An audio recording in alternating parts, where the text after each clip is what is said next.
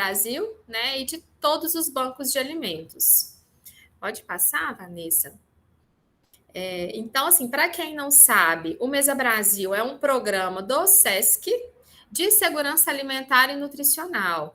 Né? Vocês estão aí no primeiro período, eu não sei se já tiveram a curiosidade de buscar essas informações do que é insegurança alimentar e nutricional.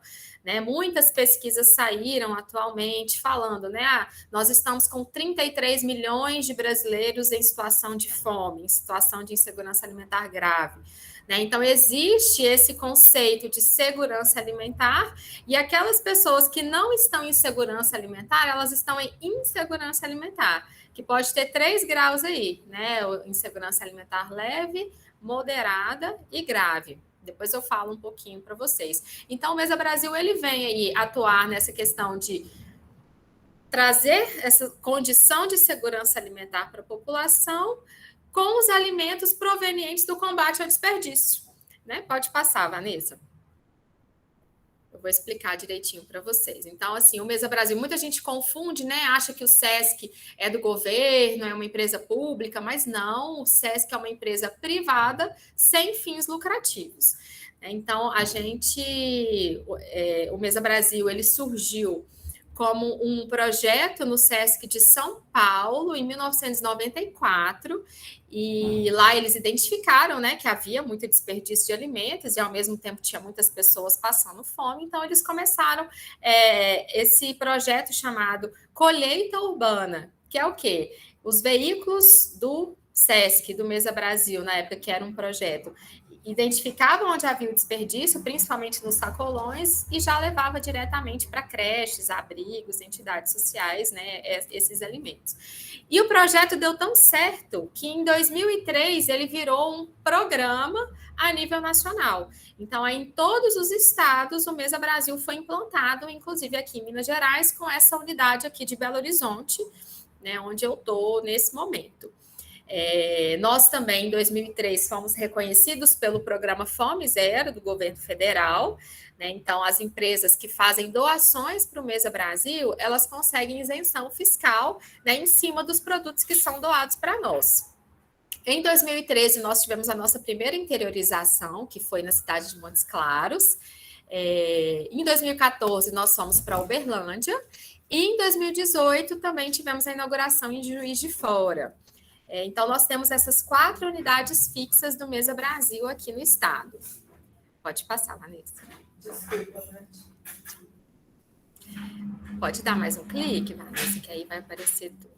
Então, nós temos essas 4 unidades fixas, né? Como eu falei, o Mesa Brasil está na macro-região central de Minas Gerais. Então, a nossa unidade aqui é responsável pelo atendimento de 158 municípios da macro-região central.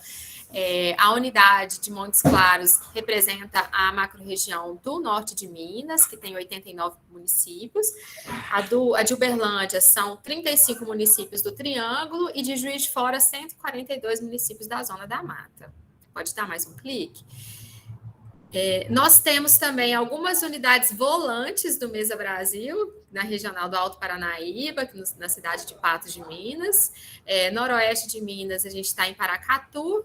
E no Jequitinhonha, a gente está na cidade de Almenara. Pode passar. Pode dar mais um clique. E a gente está nessa fase aí de tentativa de expansão para a regional do Rio Doce, Centro-Oeste e Sul de Minas também. É um projeto nosso, né? Porque hoje a gente tem essas 4 unidades fixas e temos mais as unidades volantes. Mas a nossa ideia é estar presente em todos os municípios de Minas Gerais, não com uma estrutura física como aqui, com equipe própria, mas com um trabalho de parceria, com doadores no local, entidades sociais no local, usando a nossa metodologia de trabalho. Né? Então, a gente faz o cadastro das entidades sociais para elas mesmas irem buscar as doações nos doadores desses municípios. Então, a gente está aí com a intenção de até 2028 estar nos 853 municípios de Minas Gerais. É bem ousado, Mas a gente entende que desperdício tem em todos os lugares e pessoas em situação de insegurança alimentar também. Pode passar, Vanessa. Pode passar. Bom, então, só para vocês terem uma ideia dos nossos números, são números bem expressivos. Em 2021, nós fizemos a distribuição de mais de 7 milhões de quilos de alimentos. Isso são quase 8 milhões de quilos, são quase 8 mil toneladas de doações de alimentos.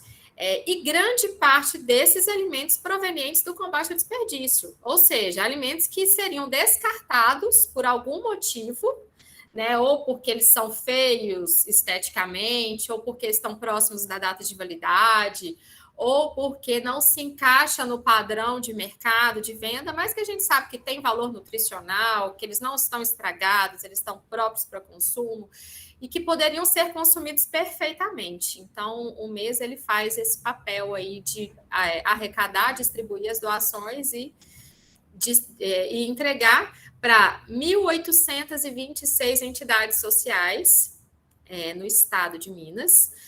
Nós fizemos o atendimento de mais de 5 milhões para pessoas beneficiadas, Então, assim, essas pessoas, elas receberam pelo menos uma vez em 2021 essas doações do Mesa Brasil. E essas doações a gente conseguiu por meio de 704 parceiros doadores. Então, pode passar, Vanessa? São parceiros de diversos segmentos, eu vou colocar mais na frente, A gente tem, como eu estava falando para quem chegou depois, a gente tem parceria com supermercados, padarias, sacolões, indústrias, produtores rurais, são vários esses parceiros.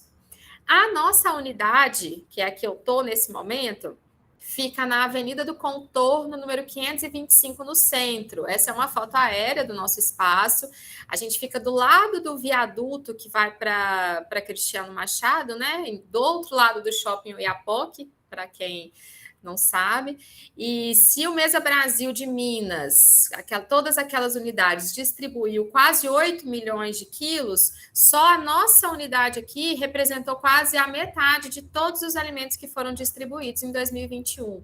Então, a nossa operação é muito grande, E já fica aí o convite para quem quiser nos conhecer o nosso trabalho, visitar a gente aqui, Fica à vontade, só depois pegar meu contato que a gente agenda aí essa visita.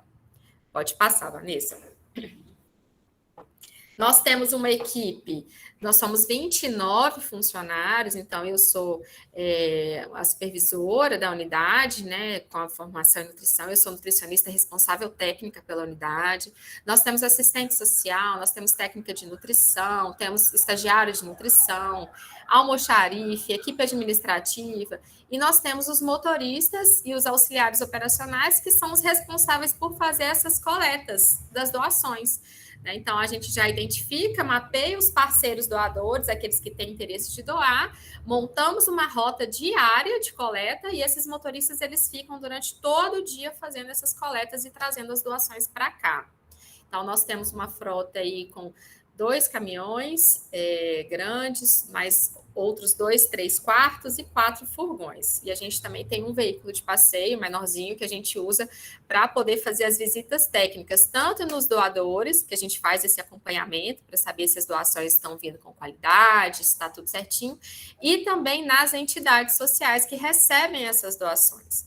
Importantíssimo esse monitoramento, porque a gente faz um trabalho de realizar as doações, mas muito mais do que isso, a gente quer desenvolver essas entidades sociais, A gente quer que elas ultrapassem, quebrem essa barreira da dependência das doações, só do Mesa, que elas busquem uma autonomia, que elas consigam ter condições de escrever projetos para captar recursos de outros parceiros, de outros doadores. Então, esse acompanhamento junto à instituição é fundamental. E a nossa equipe, tanto da nutrição quanto do serviço social, é responsável por fazer isso. Pode passar. Só também para poder matar a curiosidade de vocês, que eu sei que muita gente me pergunta, e quais são os alimentos que vocês mais doam? Então, pegando os dados de 2021, o alimento mais doado foi cesta básica. Mas, na verdade, esse cenário mudou depois da pandemia. A gente quase não recebia doação de cesta básica, de alimento não perecível. Então, com a pandemia de Covid-19, aumentou o número de cestas básicas por conta de empresas solidárias. O SESC também, como estava com muitas atividades suspensas, né, de turismo, de lazer, de esporte. Então, aquela verba que seria destinada a esses programas, o SESC pegou essa verba e converteu em cesta básica e doou para o Mesa Brasil, para o Mesa Brasil redistribuir. E vários outros parceiros também, né? Então, depois, segundo lugar, cenoura, né? Por que a cenoura foi o segundo alimento mais doado em 2021? Não sei se tem algum aluno aí que é da região do Alto Paranaíba, São Gotardo, Rio Paranaíba. Lá está presente as maiores empresas do agronegócio de cenoura. Então, nós fizemos uma parceria com essas empresas em 2015 e, assim, é surreal. Não sei se vocês conhecem lá o tanto de desperdício que tem lá dentro. Então, assim, às vezes uma cenoura que saiu pequena demais, que saiu grande demais, que saiu bifurcada ou que quebrou, eles nem levam para a Ceasa para tentar vender. Já fica como descarte lá. E a gente pega por semana, no mínimo 8 toneladas de cenoura lá, por semana, que seriam descartados. E é cenoura, né? Só porque está pequenininha ou grande, enfim. Então, por isso que ela aparece aí como o segundo alimento mais doado nosso. Depois, banana, batata, tomate, mexerica. A gente tem parceiros aqui na região que são produtores, né, desses alimentos. Em nono lugar veio o suco de caixinha, que nós recebemos da indústria, e no caso veio da Unilever e da Yoki, e o biscoito também. A maior parte das nossas doações, retirando essa cesta básica, que é um caso atípico, são de frutas, verduras e legumes. Aí você deve estar perguntando assim, nossa, mas eles recebem suco de caixinha, biscoito industrializado? Né? Sim. Né? O Mesa Brasil, nós temos o papel do combate ao desperdício de alimentos, né? Mas e que está envolvido também o desperdício de água, o desperdício de mão de obra, o desperdício de energia elétrica, desperdício de transporte. Então, assim, essas empresas, por exemplo, vamos pegar o caso da Unilever ou da Yoki, são produtos que ficaram no estoque deles por muito tempo, eles não conseguiram vender. A data de validade está próxima. E o que eles iam fazer com esses produtos? Incinerar, descartar. Então, ao invés de fazer isso, eles fazem a doação para a gente. Aí, assim, só compartilhando com vocês, né? Quando eu entrei no mês, eu ficava assim, aquela nutricionista neurótica, né? Não, mas eu não quero doar biscoito recheado, eu não quero doar suco de caixinha. Mas, na verdade, qual que é o entendimento que a gente teve com a experiência?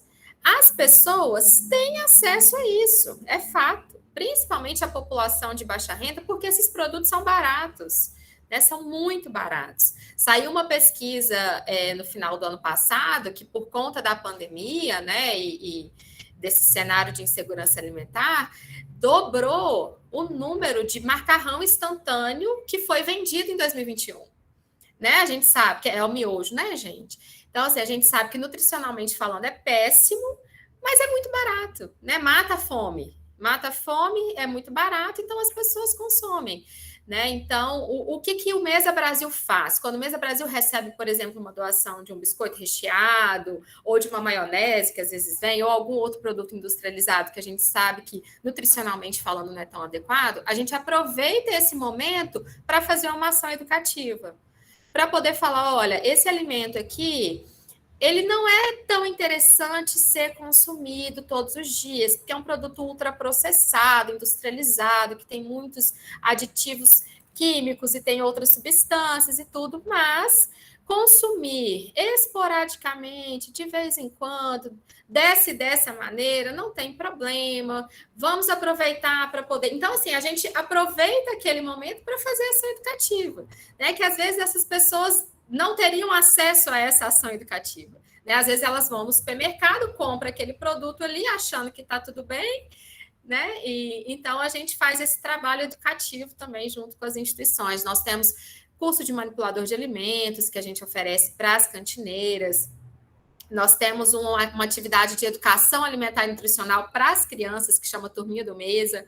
Então, que a gente leva mascotes, a gente faz um trabalho, oficina culinária com as crianças. Então, né, é um trabalho bem completo, né? A gente faz a doação e faz esse trabalho educativo também, de autonomia, de incentivo, de educação alimentar e nutricional, e é bem bacana. Pode passar, Vanessa. Então, assim, alguns dos nossos parceiros, é impossível colocar a marca de todos, né? Nós temos mais de 700 doadores só aqui em Minas Gerais, mas eu gosto de citar que, assim, a gente recebe doação tanto de multinacionais, como Coca-Cola, Danone, PepsiCo, quanto aquele supermercado, aquela padaria do bairro, né? O importante é realmente a gente combater essa cultura do desperdício que a gente tem tão enraizado aí na nossa sociedade. Pode passar. E também nós temos parcerias com doadores de transporte. Então, por exemplo, se eu consigo uma doação aqui, chega uma doação de cesta básica aqui para mim, né, ou de algum outro produto, e eu preciso mandar lá para a Nanuque, por exemplo, eu não vou deslocar um veículo aqui meu para ir lá levar, às vezes, sei lá, 10 cestas básicas, 30 cestas básicas. Então, o que a gente fez? Patrus ou direcional, você tem algum caminhão indo para Nanuque essa semana? Teria como levar uma parte dessa doação para a gente? Então, isso foi fundamental, porque a gente sabe que a logística é muito complicada, né, de fazer a entrega. Às vezes a gente tem ali a doação, mas não conseguimos entregar no local. Então, essa parceria de transportes para a gente foi fundamental. Inclusive, fechamos parceria com o transporte aéreo também. Surgiu uma doação para a gente em São Paulo.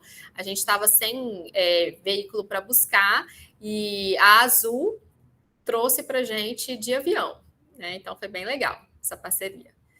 Pode passar. E qual que é a importância do Mesa Brasil no cenário atual, né? Então, a gente tem um grande desperdício de alimentos acontecendo todos os dias, e nós temos a situação de fome da população. Então, a gente atua exatamente nisso aí. Pode passar, Vanessa. Eu não sei se vocês tiveram acesso e conhecimento. Em 2020, saiu uma pesquisa, foi o primeiro inquérito nacional sobre insegurança alimentar e nutricional que a rede Pensan realizou. E eles publicaram no início de 2021. E essa publicação mostrou, naquela época, 2021, que 19 milhões de brasileiros conviviam com a fome. Em junho desse ano, saiu o segundo inquérito. Então, esse número passou para 33 milhões de pessoas sem ter o que comer. Então, como eu falei lá no início, né, como que é feita essa medida? Né? Existe uma escala brasileira de insegurança alimentar, que fala o quê? Ela divide a insegurança alimentar em 3 níveis: leve, moderada e grave. A insegurança alimentar leve é aquela que a pessoa até tem o que comer ali naquele dia, mas ela tem um medo, uma insegurança de não ter o que comer amanhã ou depois de amanhã, ou aquele medo de que eu acho que o meu salário não vai ser suficiente até o final do mês para poder comprar comida aqui para casa. Então, a insegurança alimentar leve é isso aí. A insegurança alimentar moderada é quando já há uma restrição qualitativa da alimentação. Então, por exemplo, aquela família ali que às vezes comia carne todos os dias, às vezes colocava um iogurte ou legumes, verduras todos os dias, passam a não ter condições mais de comprar esses alimentos, e às vezes até uma restrição quantitativa da parte adulta ali. A gente sabe que muitas mães, né, os adultos normalmente deixam de comer ou comem uma quantidade menor para deixar para as crianças da casa se alimentarem. Então, isso aí é uma insegurança alimentar moderada. E a insegurança alimentar grave que é a fome propriamente dita, é quando crianças e adultos já passam por uma restrição quantitativa. Às vezes ficam dias sem comer, né? Ou então, às vezes, até come algum dia, mas faz uma refeição só no dia, uma refeição totalmente desbalanceada, né? Então, nós temos hoje 58% da população brasileira em situação de insegurança alimentar.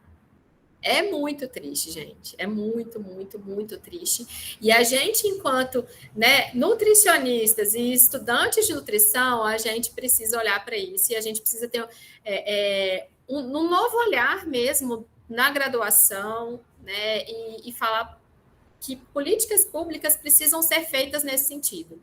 E se não for o nutricionista para poder atuar nessa política pública, não tem outro profissional melhor para isso. Né? A gente é que estuda o alimento, é a gente que sabe das necessidades nutricionais da população. A gente tem disciplinas de políticas públicas e de segurança alimentar e nutricional, então a gente precisa estar ali, né, buscando isso, atuando para que um dia, né, essa situação realmente melhore. Pode passar, Vanessa. Então, aqui só alguns dados, né, que eu trouxe rapidinho desse primeiro inquérito. Quanto mais vermelho o mapa, os estados aí do Brasil, pior a situação de insegurança alimentar. Então, a pesquisa trouxe esse histórico, né, 2004, aí a gente com boa parte do norte e do nordeste com bastante vermelho, né, em situação de insegurança alimentar grave. 2009, 2013, a situação foi melhorando, muito por conta das políticas, né, de transferência de renda, que não são as melhores medidas para que o problema seja realmente resolvido de fato, mas foi uma ação urgente que foi necessário, porque a fome é urgente, né? Não adianta a gente, não vamos oferecer emprego, vamos... Não, a gente primeiro precisa pensar naquilo ali, matar a fome, e, em paralelo a isso, elaborar políticas para melhorar emprego, moradia, né? Enfim. Em 2014, nós saímos do mapa da fome, da FAO, ainda tínhamos algumas pessoas, algumas bastantes, na verdade, pessoas, eram 4 milhões de pessoas ainda em situação de fome, mas, infelizmente, né, a situação foi piorando e foi agravada pela pandemia de Covid-19. Acabou de sair uma pesquisa, saiu semana passada, que oficialmente nós voltamos para o mapa da fome da FAO. E a gente não pode deixar isso, né, banalizar, a gente precisa atuar nisso aí. Pode passar, Vanessa.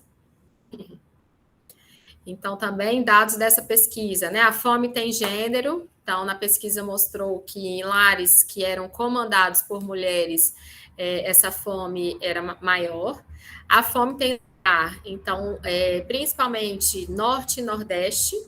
A fome tem cor, então a maioria também dos lares comandados, né, por pessoas pretas também, né, tem a maior situação de insegurança alimentar. Lares com crianças têm mais fome. Enfim, foi um mapeamento bem diversificado, né, que a gente conseguiu verificar essa situação de insegurança alimentar. Pode passar.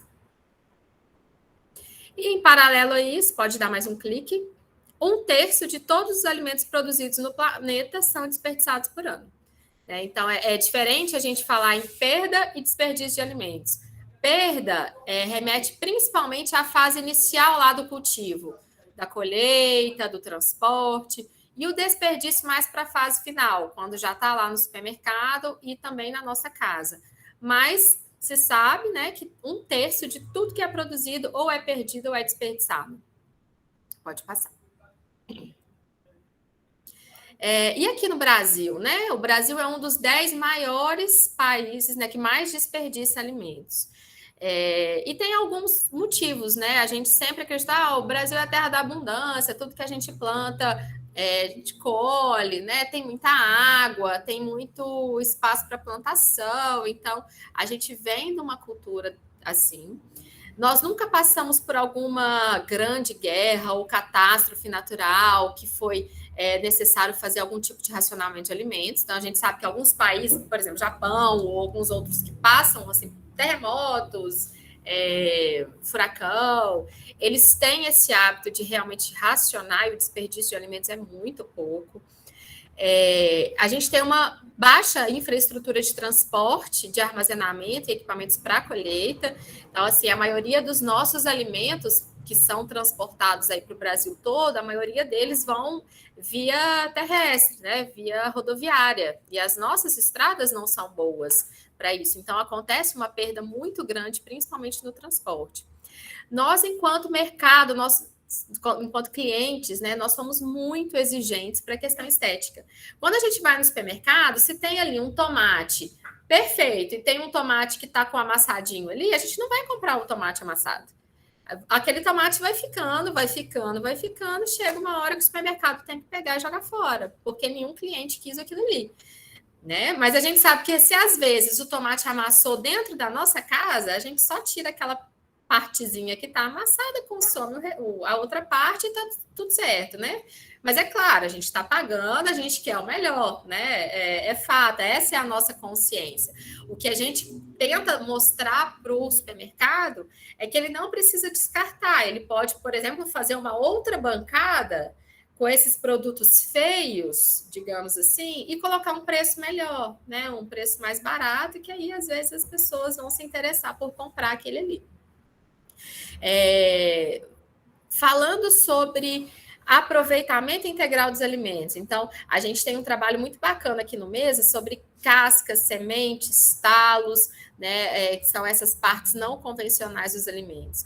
Às vezes a gente joga fora por falta de conhecimento mesmo sobre as propriedades nutritivas e os modos de preparo, né? Então, assim, fazer uma receita com casca, uma receita com talo, com semente, isso tem valor zero na alta gastronomia, né? Então, a gente também precisa aí mudar essa consciência que nós, essa cultura, né, desse desperdício. A gente antes pegava livros de receita antigo e a primeira coisa que aparecia, por exemplo, tinha couve. Lave a couve, corta o talo e descarte o talo, né? Então, hoje em dia, não tem isso mais. A gente precisa incluir, né? Talo de couve é couve. Casca de cenoura é cenoura, né? Você não precisa tirar. Pode passar. E o que a gente pode fazer, né? Enquanto pessoas, enquanto profissionais, né? Enquanto população, para poder diminuir o desperdício? Antes da gente ir no supermercado, a gente pode fazer uma lista dos alimentos necessários, que quando a gente, às vezes, está com fome, por exemplo, a gente chega lá e quer comprar o supermercado inteiro, né? Às vezes a gente não sabe o que tem na nossa despensa, fica na dúvida, acaba comprando a mais e desperdiça na nossa casa. Aumentar a periodicidade das compras. Então, tem gente que não gosta de ir no supermercado, ou não gosta de ir no sacolão, aí quer comprar um monte de coisa de uma vez, acaba fazendo estoque e isso acaba favorecendo o desperdício. A gente tem cuidado com as promoções, às vezes só porque está lá barato a gente quer comprar, né, e acaba não aproveitando e desperdiçando em casa. Congelar os alimentos, depois a gente vai bater um papo no final aí da apresentação, né? Quero saber quem que gosta de cozinhar, que é importantíssimo também para a gente se empoderar, né, disso, de saber cozinhar, de ter essa autonomia, né, enfim, eu vou mostrar para vocês que quando a gente sabe cozinhar, a gente desperdiça menos. Não descartar os alimentos apenas pela aparência, né? Às vezes, por exemplo, uma banana com a casca escura, que já está com um grau de maturação mais avançado. Mas banana, né? Tem valor nutricional. Então, assim, se você não gosta de comer aquela banana muito madura, usa ela, então congela para alguma outra preparação. E aproveitar integralmente os alimentos, que eu vou falar mais para frente também, em relação a esse uso dessas partes não convencionais, que são as cascas, sementes, talos, folhas. Pode passar. Então, né, já entrando nessa parte do aproveitamento integral dos alimentos, que vão trazer mais saúde, mais sabor e sustentabilidade à mesa. Pode passar. Então, o que a gente consegue aproveitar? Né? E é um trabalho que a gente aqui no Mesa faz muito de ação educativa para as nossas instituições. A gente consegue aproveitar folha de cenoura, por exemplo, né? Quem é do interior ainda consegue comprar, né? A cenoura com aquele raminho em cima, né? Aqui no supermercado, em sacolão, a gente não acha mais, a não ser que a gente vai numa feira de orgânico, alguma feira livre, que eles ainda trazem com esses ramos. Mas são ramos riquíssimos em vitaminas e nutrientes e que a gente, né, poderia estar utilizando aí nas nossas preparações. Então, talos de brócolis, de couve, casca de abacaxi, de melancia, sementes de melancia, de abóbora, de melão, tudo isso a gente pode incorporar aí nas nossas receitas. Pode passar, Vanessa. E por que aproveitar integralmente os alimentos? Né? Porque a gente vai estar agregando mais valor nutricional na receita, nós vamos aumentar o rendimento da receita. Vocês concordam comigo que quando a gente vai fazer, por exemplo, um ensopado de carne, por exemplo, se a gente coloca casca dos alimentos ali, você vai estar aumentando o rendimento, né? Aumenta o valor nutricional, aumenta o rendimento e reduz a produção de resíduos. Então, são menos resíduos que vão para as lixeiras. Eu falo que as nossas lixeiras estão mais nutridas do que o nosso corpo, né? Que a gente joga muita coisa fora que não deveria. Pode passar. E alguns exemplos, né, do que é que a casca tem. Então, por exemplo, a casca da laranja, ela tem mais proteína, mais fibra, mais cálcio, mais potássio, mais fósforo do que a própria polpa. Né? E o que a gente pode fazer com a casca da laranja? Dá para fazer bolo, dá para fazer aquele docinho cristalizado, né? Da mesma forma, a casca do limão tem 3 vezes mais proteína, mais fibra e mais potássio. A casca da maçã tem mais proteína, mais fibra e mais vitamina C do que a própria maçã, né? Então tem gente que tira a casca da maçã para poder comer. É outra coisa que eu falo, gente, casca de maçã é maçã, né? Não tem que tirar a casca para poder comer. Pode passar. A melancia, a casca, tem mais fibra, mais proteína e mais potássio. O abacaxi também, fibra, proteína, potássio, cálcio, vitamina C, fósforo. Quando eu falo mais, é mais do que a própria polpa, né? O maracujá tem 10 vezes mais fibra a casca. E é aquela fibra que é a pectina. Não sei se vocês já ouviram falar, né? A gente tem visto muito aí a farinha da casca de maracujá, que é o quê? Que ajuda a diminuir a glicose sanguínea. Então, assim, fazendo a farinha, né, da casca, a gente consegue aí, adiciona, por exemplo, no iogurte, numa fruta, né, e a gente aumenta aí esse valor de pectina na nossa alimentação. A banana, a casca, tem mais fibra, luteína, potássio, magnésio, vitamina B6, enfim, e dá para fazer muita coisa com a casca da banana. Deixa eu passar. Alguns alimentos que eu trouxe aí para vocês: pé de galinha, nata do leite, tutano do osso, né? Pé de galinha, gente, é riquíssimo em proteína e em colágeno. Então, às vezes a gente, né, gosta de comprar, vou comprar colágeno na farmácia porque eu quero uma pele bacana e tal, e a gente sabe que às vezes o colágeno nem vai ser utilizado da maneira como a gente gostaria, né, para a pele. Às vezes ele vai ser, a proteína dele vai ser aproveitada de uma outra maneira no nosso organismo. Mas ao invés de a gente gastar horrores na farmácia com colágeno, a gente tem aí essa opção, tanto o tutano do osso quanto o pé de galinha. Né? Ah, Luciana, mas eu não como pé de galinha de jeito nenhum. Eu também não. Eu com carne, assim, eu sou um pouco difícil. Mas o pé de galinha, por exemplo, a gente pode colocar na panela de pressão com água, com cebola, com alho, cebolinha, todos os temperos naturais, cozinhar bem até desmanchar, depois bate no liquidificador, ele vai virar um caldo. E você pode congelar esse caldo, né, para ser utilizado para poder refogar outros alimentos. Enfim, vou fazer uma sopa, vou fazer um caldo. Ao invés de usar temperos, né? Temperos prontos, você usa esse caldo aí de pé de galinha. E é muito interessante você aí, né? Tá aumentando a quantidade de colágeno da sua alimentação. A nata do leite, né? Muitos tiram também, assim, esse é mais para o interior também, né? Porque a gente com leite de caixinha não tem tanto, né? Mas eu sou do interior, então lá até hoje passa aquele carrinho na rua vendendo leite. Né? Só que a nata do leite é riquíssimo em vitaminas, principalmente aquelas lipossolúveis, né? e minerais. E o tutano do osso, a gente tem a mania de cozinhar sem osso, né? E é muito interessante manter o osso no cozimento, porque aí a gente vai estar adicionando aí vitaminas e minerais e o próprio colágeno.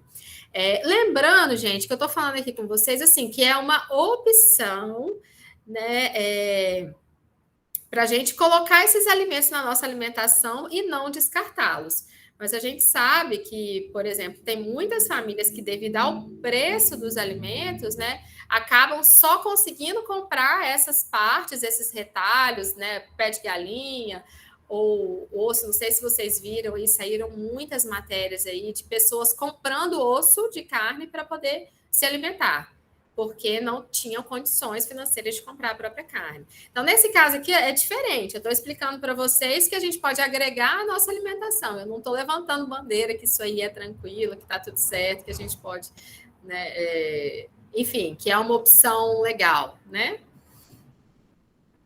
Pode passar, Vanessa. Bom, eu deixei esses 2 slides, esse e o próximo, com a tabelinha nutricional, de o que tem em alguns alimentos e quais são os nutrientes, né, presentes tanto nas cascas quanto nas partes convencionais. É só por curiosidade, eu não vou falar aqui, né? A Vanessa pode disponibilizar a apresentação, a aula para vocês. E se vocês tiverem curiosidade e interesse, vai ficar aí como fonte de consulta para vocês. Essa e o próximo slide. Pode passar, Vanessa. Isso. Agora vamos para a parte do preparo consciente. Para a gente é a última parte da nossa apresentação. Pode passar. Não sei se vocês já conhecem também essa técnica, uma técnica importantíssima de conservação por meio de congelamento, que é o branqueamento. Então, assim, se você pensa em congelar algum vegetal, por exemplo, a melhor maneira é pelo método de branqueamento. Por quê? Porque a gente realmente consegue. Como que é, né, esse branqueamento? A gente dá tipo um choque térmico, um choque enzimático aí, né? Paralisa essa enzima que está presente nesse alimento, que é a enzima responsável pela escurecimento, né, pela deterioração desse produto. Então, quando a gente dá esse choque térmico, é o quê? A gente coloca esse alimento na água fervendo, tira esse alimento da água fervendo e joga na água gelada imediatamente. Então, esse choque térmico faz essa inativação enzimática. Então, com isso, a gente consegue que esse produto dure mais tempo, né, e mantenha maior quantidade de nutrientes quando a gente for aí reaproveitar depois, né, no descongelamento e na preparação desses alimentos. A gente tem outras técnicas também, assim, de fazer calda, de fazer purê, de fazer molho, né? Então, assim, o tomate muito maduro, a gente pode processar e congelar, vai virar um molho de tomate. Então, a banana, como eu falei com vocês, né? Se está com a casca escura, vocês não gostam de consumir essa banana muito madura, você pode ou manter a casca ou tira da casca, congela, dá para fazer smoothie, doce, bolo, vitamina, né? Então, tem várias maneiras aí da gente conservar esses produtos. Pode passar, Vanessa. Depois eu quero saber de vocês se vocês gostam de cozinhar, tá, gente? Isso aí é importantíssimo para eu dar continuidade aqui nessa aula. Então, o que é muito importante da gente fazer esse preparo consciente, essas boas práticas? Antes de iniciar qualquer preparação, é ler toda a receita até o fim e separar todos os ingredientes antes de começar a receita. Pode parecer bobagem, mas, por exemplo, a gente aqui tem experiência com as cantineiras, né, as manipuladoras de alimentos que às vezes estão aí há 15 anos, 20 anos na cozinha. E toda vez que a gente faz as oficinas culinárias aqui com elas, que a gente deixa a receita bonitinha, sempre tem uma que às vezes não entendeu ou não leu direito a receita e acabou esquecendo ou deixando para trás, né? E quando a gente não lê e esquece algum ingrediente, a chance da gente perder toda aquela preparação é muito grande, né? Eu falo que eu contei da outra vez que eu dei a palestra para a turma também, mas eu falo que às vezes, eu vou falar de novo, porque às vezes alguém se identifica aí. Logo que eu fui para Ouro Preto, né, para poder fazer a faculdade, eu não sabia fazer nada na cozinha. Nada, nada, nada. Eu não sabia fritar um ovo, eu não sabia fazer nada. Então, assim, eu desperdicei muito alimento tentando aprender, sabe? E muitas vezes por conta disso. Às vezes eu pegava, vou fazer, sei lá, vou fazer um rocambole de carne moída domingo à noite. Aí eu ia, separava os ingredientes ali, começava a fazer. Na hora, assim, que eu estava terminando, eu via, poxa, não tenho ovo ali para dar a liga. O que eu vou fazer? E às vezes eu não sabia de algum outro alimento que poderia substituir aquilo ali. E em Ouro Preto, domingo à noite, não tem nenhum supermercado aberto. O que acontecia? Eu tinha que jogar tudo fora. Porque eu não sabia terminar aquela receita, eu não sabia o que eu podia fazer. Naquela época, pode parecer bobagem, mas há 2004, há 18 anos atrás, a gente não tinha internet fácil, a gente não tinha computador em casa, então eu não conseguia pegar a internet para poder ver uma receita, né? Então, assim, eu desperdicei muita comida. Mas até hoje, se a gente não tiver essa atenção de ler essa receita até o fim, a gente vai realmente promover muito desperdício de alimentos. Então, é um ponto de atenção aí para vocês que querem aprender a cozinhar, e estou dando um incentivo aí para vocês. Escolher os recipientes certos, de acordo com o tipo de material e tamanho, né? Isso é importantíssimo também. Não adianta, eu quero fazer um bolo. Aí, às vezes, a massa é um tantinho assim, você pega uma forma desse tamanho, o bolo vai solar, né? Não vai dar certo. É importante medir com cuidado, então utilizar os recipientes graduados, não sacudir ou bater nos utensílios, porque quando a gente, por exemplo, vou colocar aqui um copo de farinha, aí eu vou batendo a farinha ali assim, você vai diminuindo os espaços que teriam ar, acaba que vai caber mais farinha, mas cabendo mais farinha na receita e pode ser que estrague, né? Então, isso é muito questão de percepção também, né? Às vezes, por que às vezes eu pego uma receita, a mesma receita feita por uma pessoa e feita por outra pessoa, por que às vezes dá errado? Essa é a questão da percepção. Às vezes tem uma colher de sopa de manteiga. O que é uma colher de sopa de manteiga? É a manteiga, a colher nivelada. Tem gente que pega assim, um tanto assim de manteiga, que na verdade vira 3 colheres de manteiga, por exemplo. Aí a receita vai dar errado, né? Então a gente ter cuidado com isso. Pode passar, Vanessa. Algumas técnicas dietéticas para a gente manter os nutrientes enquanto a gente está preparando, porque isso é importante também. Nós somos, né, futuros nutricionistas, vocês, né? Então a gente precisa saber ensinar para as pessoas que vão buscar a gente futuramente num consultório, ou própria família, amigos, né? Como cozinhar mantendo os nutrientes. Isso é importantíssimo, né? Então, por exemplo, quando a gente for cozinhar algum alimento na água, o ideal é cozinhar no vapor, né? Cozinhando no vapor a gente mantém ali melhor os nutrientes, mas se for necessário cozinhar em água, não descarta essa água, né, que você utilizou para cozinhar. Utiliza ela em outras preparações. Então, por exemplo, sempre que eu faço beterraba cozida, eu aproveito essa água aí para poder fazer um franguinho, quando eu vou fazer um frango, porque essa água da beterraba, ela deixa o frango um pouquinho mais escurinho, né? Então, é bem interessante aí. E aí, aos poucos, a gente vai aprendendo isso aí, vai aproveitando. Quem tem criança em casa, né, que às vezes é difícil para poder comer. Então, a água da beterraba e a água, por exemplo, do cozimento de algum legume mais verde, por exemplo, você pode usar essa água para poder cozinhar o arroz. Então, a água da beterraba no cozimento do arroz, o arroz fica rosa, fica lindo, né? Então, é bem interessante, fica lindo, né? E nutricionalmente falando, a gente consegue aí melhorar a alimentação. Sempre que possível, mantenha as cascas dos alimentos ao cozinhá-los. Então, a casca do alimento é como se fosse uma barreira, né, protetora para que aquela vitamina que está ali dentro, principalmente a vitamina hidrossolúvel, não saia.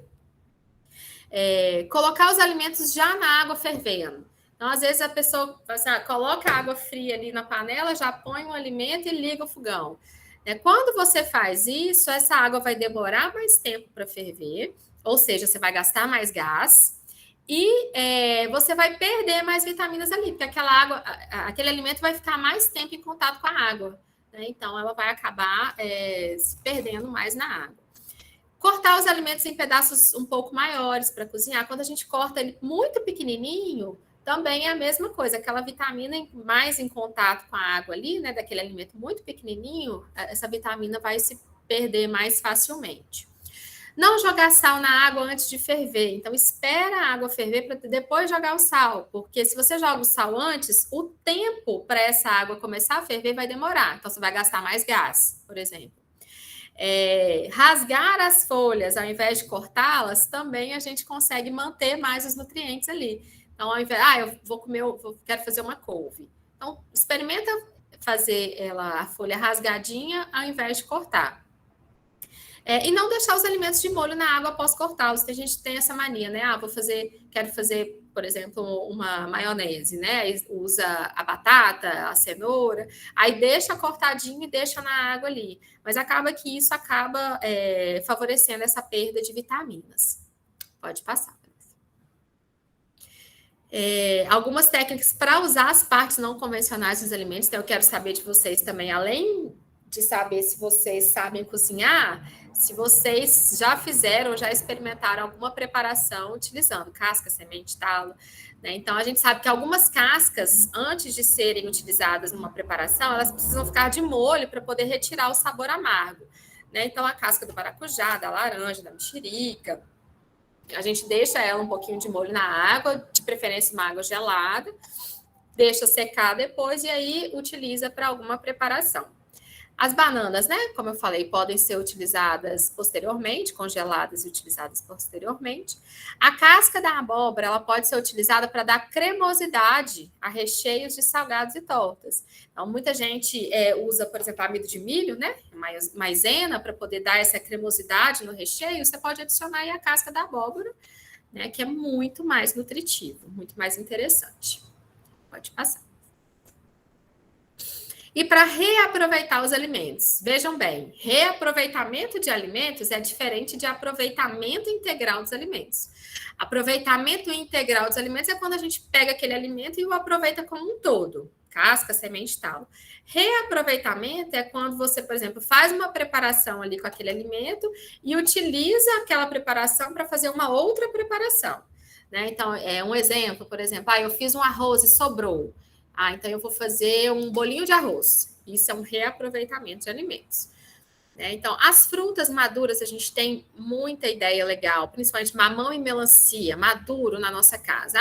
Eu comprei um mamão muito grande, ele está muito maduro, eu não vou conseguir utilizar, vai acabar perdendo. O mamão maduro e a melancia madura podem ser utilizadas para preparo de molho, como se fosse um molho de tomate. Você pode tanto substituir o tomate para fazer esse molho, quanto você pode agregar o mamão e a melancia no tomate. Você vai estar aumentando principalmente vitamina A nessa preparação.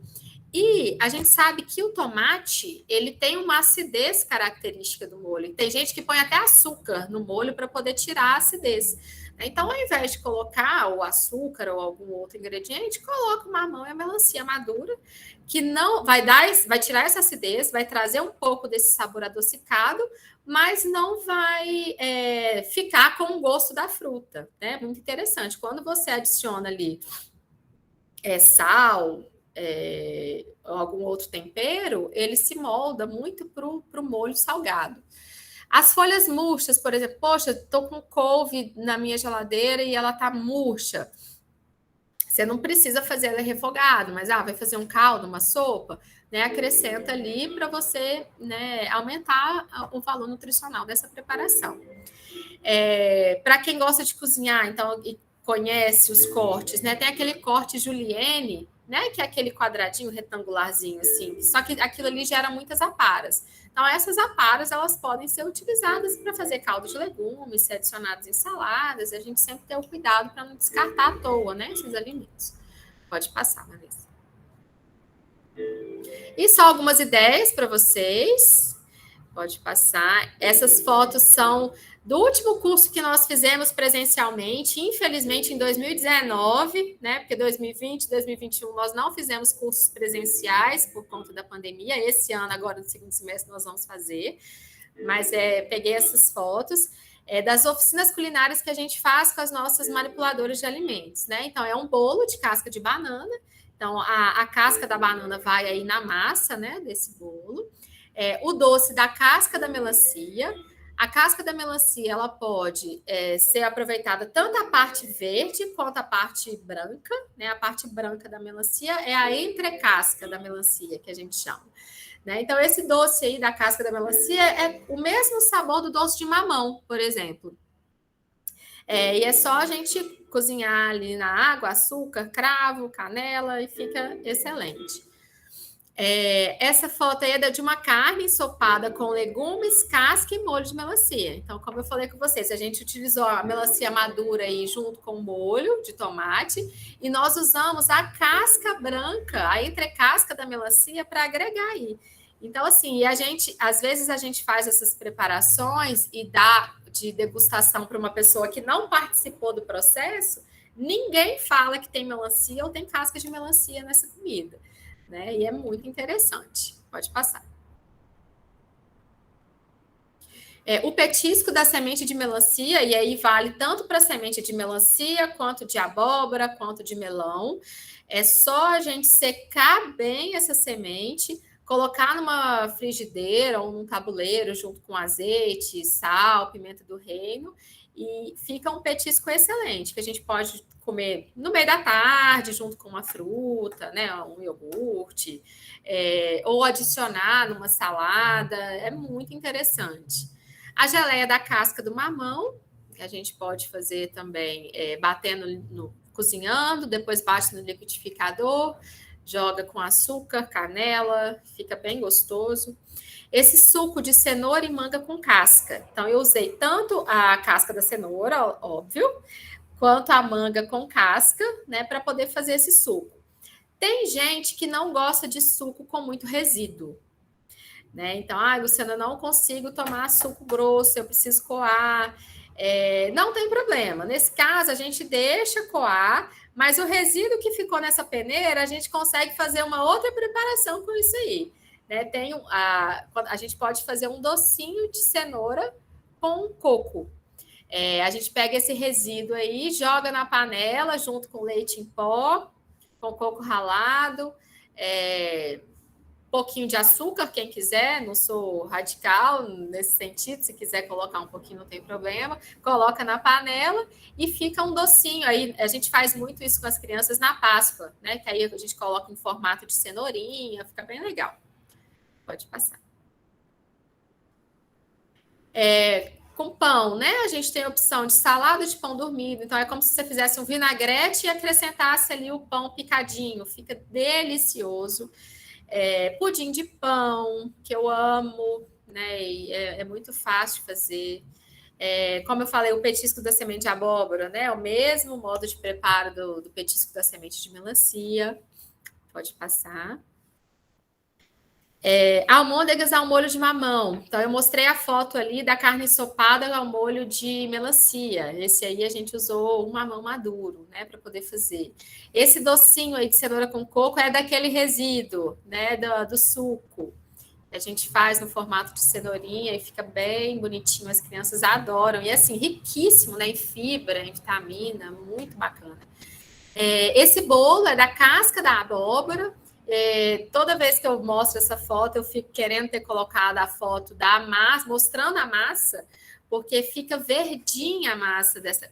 A gente usa aquela abóbora cabotia, né? Que a gente fala, abóbora japonesa, que a casca é verde. Então, assim, para quem tem criança em casa também, agora eu tenho 2 meninos, né? Eles amam esse bolo. Dani, na verdade, que é mais velho, tem 4 anos, ele ama esse bolo, porque o bolo ele fica verde, ele fala que é o bolo do Hulk. Então, assim, ele fica delicioso. Pode passar. Bom, então foram algumas dicas, né, das receitas que a gente faz. Quem tiver interesse, né, de conhecer mais as nossas receitas, ter Se eu coloquei a sementinha aí no coração de vocês para poder buscar, né, fazer preparações com talos, cascas. A gente tem várias cartilhas de receitas no site do SESC, então tá aí www.sescmg.com.br. Como ajudar o Mesa Brasil, né? Nós vivemos de doação mesmo, então todo o nosso trabalho, né, de doação e das ações educativas que a gente desenvolve é tudo assim com parceiros, né? Então ajudando o Mesa pode ser por meio de doação, tanto doação de alimentos quanto de material de higiene e limpeza, doação em dinheiro, né? A gente tem o nosso QR Code também. Nós temos serviços voluntários, então, sempre que eu dou essas palestras para curso de nutrição, os alunos sempre me procuram, como que eu faço para ser voluntário? Né? Então, é possível, como a gente desenvolve muitas ações educativas aqui no programa, eu preciso de apoio, né? Então, são sempre bem-vindos e divulgando o nosso trabalho, né? Eu acho que nós, né, já estamos há 19 anos aqui em Minas Gerais e ainda, infelizmente, pouca gente conhece, né, a gente, o nosso trabalho. Então, eu falo que a divulgação é a melhor maneira mesmo de promover o trabalho do Mesa e, com isso, a gente consegue aí fazer esse trabalho que é tão bacana, de combate ao desperdício, combate à fome, ação educativa. E é isso, pode passar, Vanessa, acho que encerrou. Isso, aí estão os meus contatos, meu e-mail, o e-mail do Mesa, o nosso telefone. Então, assim, eu estou à disposição, que vocês precisarem, né, de qualquer informação, dúvida, pode entrar em contato com a gente. E essa apresentação vai ficar aí para vocês, né, Vanessa? E agora eu estou aberta para perguntas. Eu gostaria. Me chamo Melissa, prazer. Eu gostaria de